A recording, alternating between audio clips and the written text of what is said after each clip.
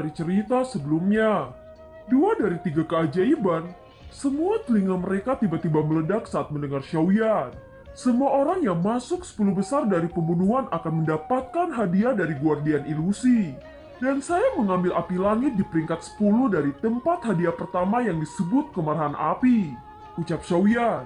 Mendapatkan posisi di tempat pertama, bukankah gelar ini bisa dikatakan sebagai jenius pertama di bawah Kaisar Bintang 5? Ini adalah kemuliaan tertinggi. Ucap King Hao mengangguk dengan puas. Itu memang junior terbaik dari orang-orang Xiao saya. Ucap Xiao Yao dengan penuh sukacita. Saudaraku, kamu mendapatkan api langit lagi itu bahkan di peringkat ke-10. Kekuatannya pasti luar biasa. Ucap King Hao. Anda harus menjadi orang nomor 1. Ucap Langtian. Dengan datangnya Xiaoyan dan berita bahwa Xiaoyan menempati tempat pertama dari hutan ilusi, saya khawatir kekuatan Xiaoyan yang sesungguhnya sudah terekspos oleh aliansi bayangan. Tanya Xiaoyao. Kamu tidak perlu terlalu khawatir. Aliansi bayangan memiliki aturan. Tidak mungkin meningkatkan urutan pembunuhan menjadi perburuan lintas langkah untuk Xiaoyan. Ucap King Hao. Zenny melirik Xiaoyan dengan tatapan aneh.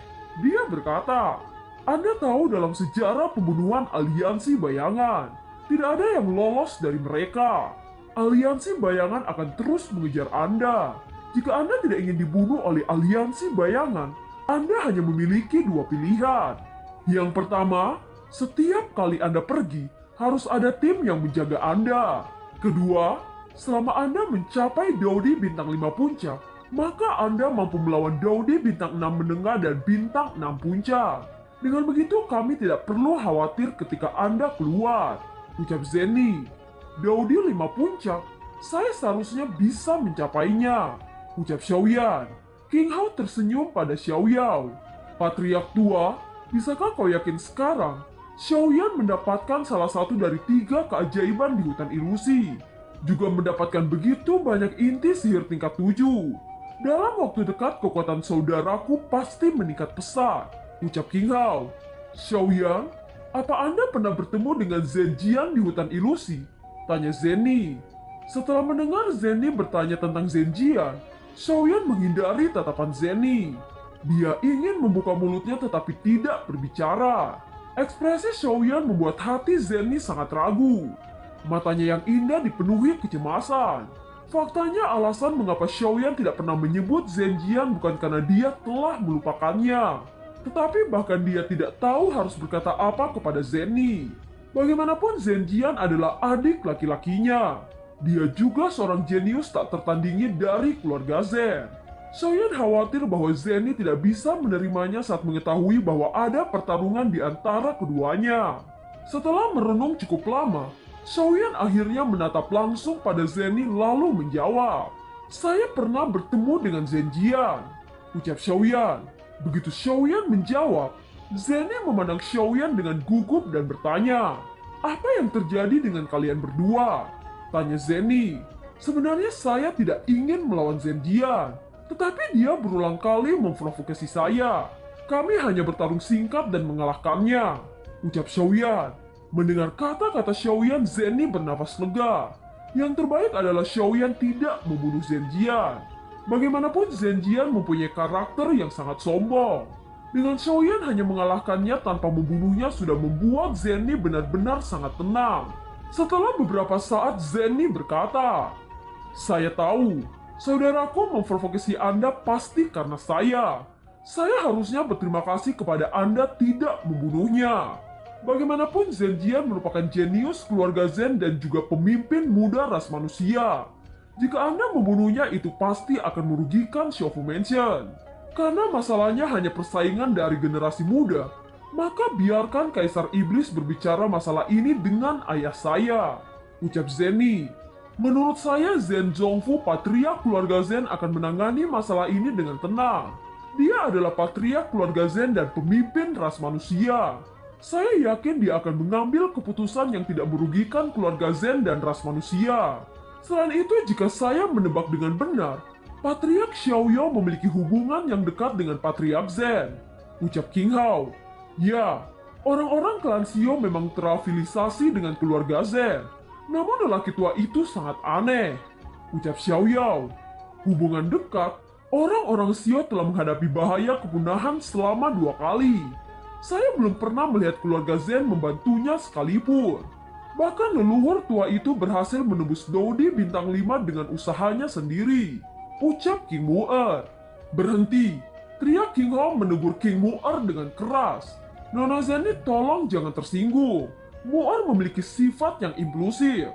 Ucap King Hao. Zenny tersenyum dan berkata, Bu Mu'er mengatakan semua fakta. Hanya saja sebagai anggota keluarga Zen, saya tidak bisa bicara banyak tentangnya. Ucap Zenny. Xiaoya menghela nafas dan berkata, baiklah, saya akan menjelaskan sedikit tentang hubungan keluarga Xio dengan keluarga Zen kepada Anda semua. Keluarga Xio bisa dikatakan cabang dari keluarga Zen. Tetapi semua anggota klan Xio tidak mengetahui ini kecuali para penatua.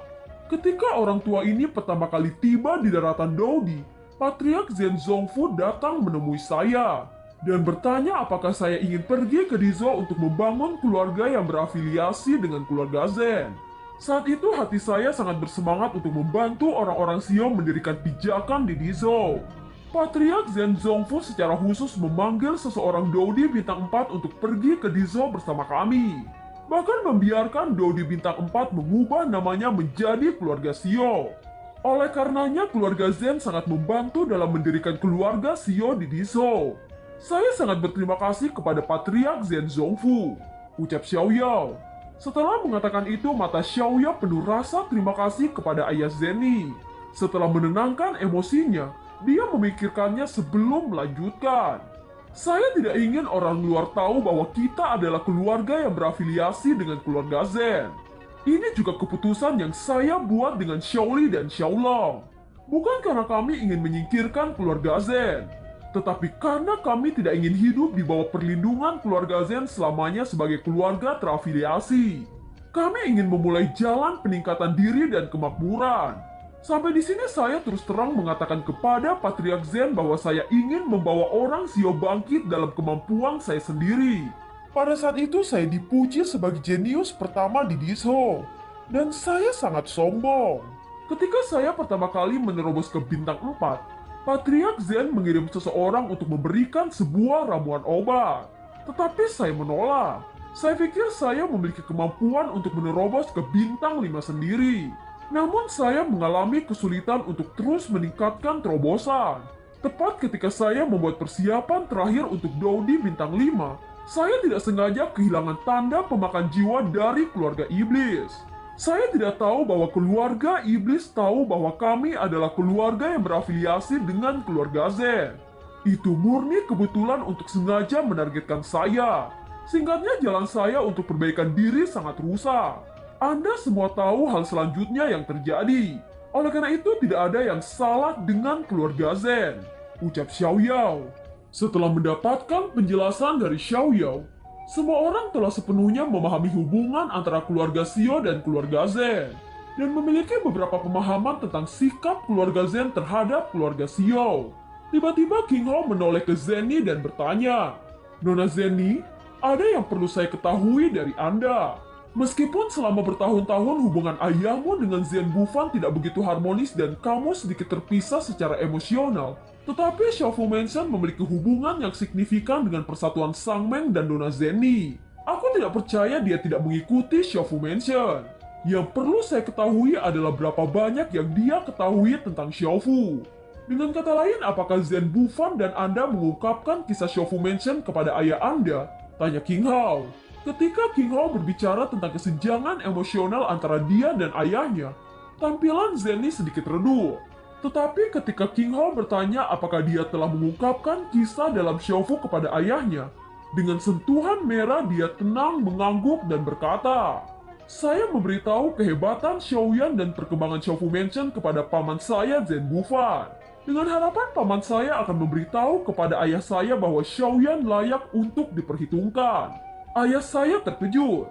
Dia pikir saya bergabung ke Xiaofu Mansion hanya untuk uang. Begitu juga paman saya berpikir seperti itu.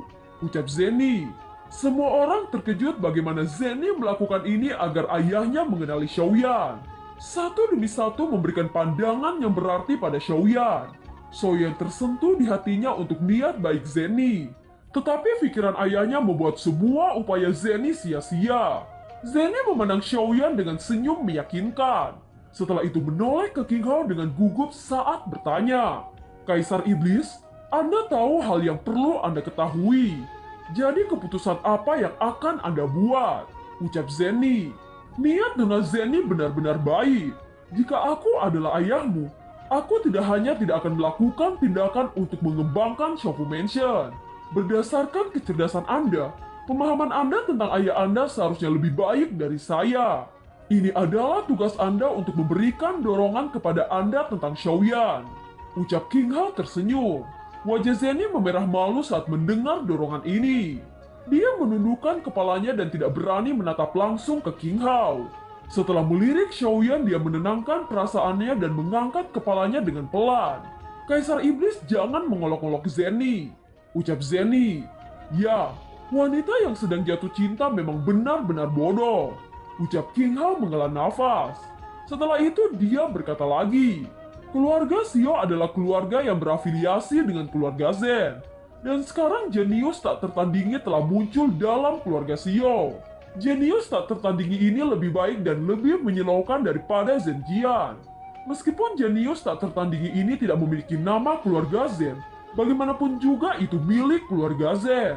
Dengan kata lain, setelah Xiaoyan mengalahkan Zen Jian, itu berarti sama halnya dengan menghapus kejeniusan Zen Jian dalam keluarga Zen."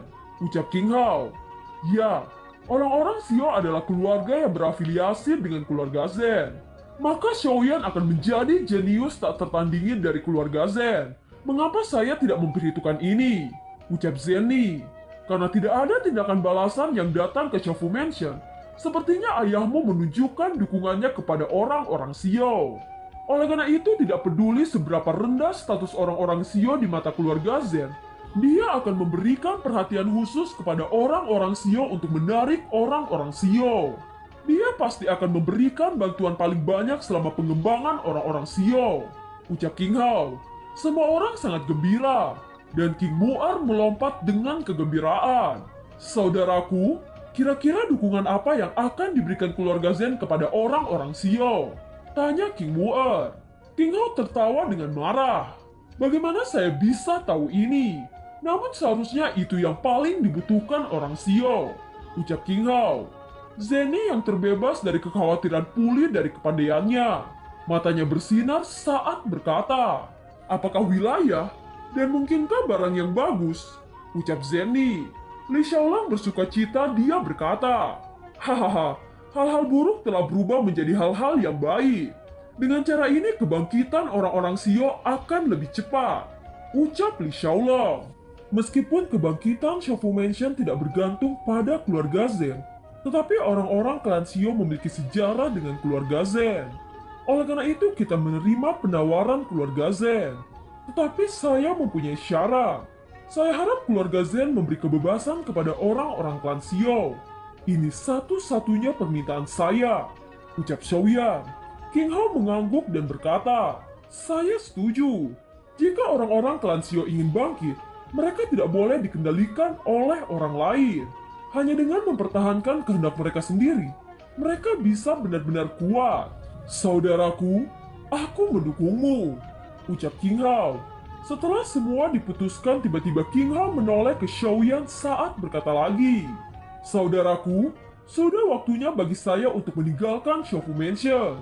Saya akan pindah ke Istana Iblis." Ucap King Hao. Itu berarti saudara King sudah diakui oleh kebanyakan klan Iblis. Keinginan saudara King untuk menyatukan klan Iblis akan jauh lebih lancar. Selamat kepada kakak laki-laki. Ucap Xiaoyan. King Hao menanggapi dengan senyuman. "Saya mungkin membawa King Mu'er untuk membantu saya dalam menangani urusan di Istana Iblis." Ucap King Hao. Mendengar itu King Mu'er sangat cemberut. Sebenarnya dia sangat enggan berpisah dengan Xiaoyan. Melihat ekspresi King Mu'er, Xiaoyan dengan cepat berkata, "Jika itu diputuskan oleh kakak laki-laki maka saya tidak bisa berbuat apa-apa. Tetapi saya akan membangun lubang caci. Di masa depan, saudara King dan King Moer bisa datang ke Xiaofu Mansion tanpa membutuhkan waktu lama, ucap Xiaoyan. Kegembiraan muncul di wajah King Moer. Dengan begitu dia bisa bertemu Xiaoyan setiap kali dia menginginkannya. Pada saat ini Xiaoyao maju perlahan lalu berkata kepada Xiaoyan, "Bocah, Anda sekarang adalah kepala klan Xiao, dan kamu bertanggung jawab atas urusan klan. Tetapi ada beberapa hal yang harus Anda dengarkan dari leluhur ini," ucap Xiaoyao. King Hao adalah kaisar iblis. Seperti kata pepatah, perkawinan akan menyatukan kedua kekuatan, ucap Xiaoyao. Xiaoyan langsung terkejut dan dengan cepat berkata, "Leluhur? Apa yang leluhur bicarakan?" ucap terkejut Xiaoyan.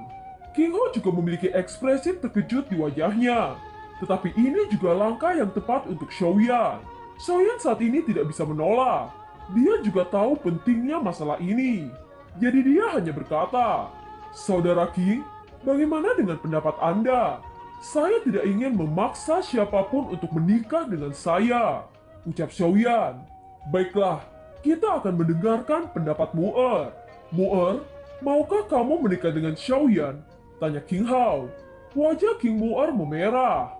Tanpa menunda waktu lagi segera dia mengangguk setuju. Melihat ini Xiaoyao tertawa dengan keras lalu berkata, "Sekarang kedua keluarga benar-benar akan bersatu," ucap Xiaoyao. "Karena semuanya telah diputuskan, maka saya ingin melakukan retret selama beberapa waktu ini. Semakin kekuatan saya meningkat, itu semakin menguntungkan situasi," ucap Xiaoyan. Mendengar kata-kata Xiaoyan, semua orang mengangguk. Setelah itu Xiaoyan berjalan ke ruang retret. Saat ini yang ada di pikiran Xiaoyan hanya ingin meningkatkan kekuatan. Xiaoyan sadar banyak kekuatan yang mengincar dirinya. Oleh karena itu Xiaoyan ingin sesegera mungkin menembus Daudi bintang 5 puncak. King Hao menatap Xiaoyan yang berangsur-angsur menghilang di dalam aula. Scene berganti di aula Quildan. Di dalam aula Quildan, mutiara api yang tak terhitung jumlahnya menerangi seluruh aula seperti siang hari. Dengan lusinan mutiara api itu mengusir dinginnya malam. Aula ini sangat sunyi. Hanya lelaki parubaya dengan wajah muram yang duduk di atas tahta. Lelaki setengah baya itu berteriak, "Siapa yang bisa memberitahuku? Mengapa tidak ada orang dari Quildan yang keluar dari hutan ilusi? Katakan," tanya lelaki setengah baya itu. Kata-kata itu jatuh bersama niat membunuh yang tak bisa ditahan. Banyak murid-murid Quildan hanya diam, tidak berani mengucapkan sepatah kata pun. Mereka hanya tertunduk di bawah tekanan yang mengerikan ini. Tiba-tiba pria muda berbaju putih datang dan bersujud. Pria itu berkata, "Ketua, semua murid-murid dari Quildan tidak ada yang keluar dari hutan ilusi. Bahkan Dan Bingyan dan Ding juga belum kembali," ucap pria muda berbaju putih itu. Mendengar kata-kata itu, ketua Quildan sangat marah. Dia melepaskan aura membunuh yang kuat. Itu membuat seluruh aula terguncang hebat. Seluruh murid-murid Quildan langsung pucat di tengah tekanan ini. Ketua Quildan berteriak, "Siapa yang begitu berani? Siapa yang berani memprovokasi Quildan kami? Siapa berani melakukan sesuatu kepada anak-anak saya?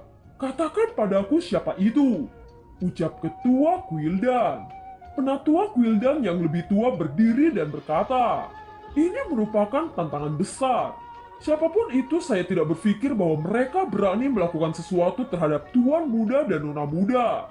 Ketua istana, tolong beri waktu kepada bawahan untuk menyelidiki siapa di balik semua ini," ucap penatua Quildan. Rasa sakit karena kehilangan membuat ketua Quildan tidak memiliki kesabaran untuk menunggu penyelidikan yang lambat. "Jika tidak secepat mungkin kamu membawakan informasi kepada saya, Anda bisa melupakan untuk bisa hidup," teriak ketua Quildan. "Tuan, saya pikir daripada menyimpulkan kekuatan mana yang memiliki keberanian ini, lebih baik untuk menyimpulkan kekuatan mana dalam hutan ilusi yang memiliki kekuatan ini. Putra kedua adalah seorang jenius super. Wanita muda itu adalah seorang jenius tak tertandingi di antara kaisar bintang 4 di daratan Daudi. Dan ada begitu banyak penjaga elit yang mendampinginya," ucap penatua Quildan. "Itu masuk akal. Sesuai dengan situasi yang Anda miliki, kekuatan mana yang paling mungkin? Tanya Ketua Quildan. Kedua penatua itu yang dikenal karena kelihayannya memperoleh kepercayaan diri yang besar setelah menerima penegasan dari Ketua Kuil. Setelah memilah-milah informasi yang berantakan di otak mereka, mereka berkata, hanya ada dua kemungkinan yang dapat melakukan ini. Pertama, ini adalah upaya bersama dari banyak kekuatan. Kedua, kejeniusan kekuatan individu yang tak tertandingi melebihi wanita muda yang memimpin untuk melakukannya. Kemungkinan besar ini adalah perbuatan dari peringkat 1 dalam daftar 10 besar yang membunuh, ucap penatua Quildan. Xiaoyan orang nomor 1 yang paling mencurigakan, tanya Quildan. Itu benar, aku telah memeriksa yang lain satu persatu. Selain Xiaoyan, peringkat lainnya adalah Chaos Immortal berasal dari keluarga Warcraft, dan Naga Merah dari suku Iblis. Mereka tidak akan dengan mudah menghadapi Quildan kita. Sementara peringkat 7 lainnya berasal dari suku yang tidak memiliki kejeniusan. Hanya Xiaoyan dan anak kecil bermata emas itu tersangka terbesar, ucap penatua Quildan. Xiaoyan, aku pikir kamu beruntung lolos dari pengejaran 4 orang yang dikirim olehku terakhir kali. Saya tidak berharap kamu memiliki kekuatan sebesar ini. Tidak peduli seberapa superiornya Anda hanyalah seorang patriark Xiao kecil. Di depan Quildan saya, Anda hanyalah semut. Kali ini saya ingin memakamkan seluruh orang Xiao untuk anak-anak saya. Semuanya dengarkan. Segera panggil semua orang. Aku akan menghancurkan orang-orang Xiao, ucap Ketua Quildan. Dan film pun berakhir.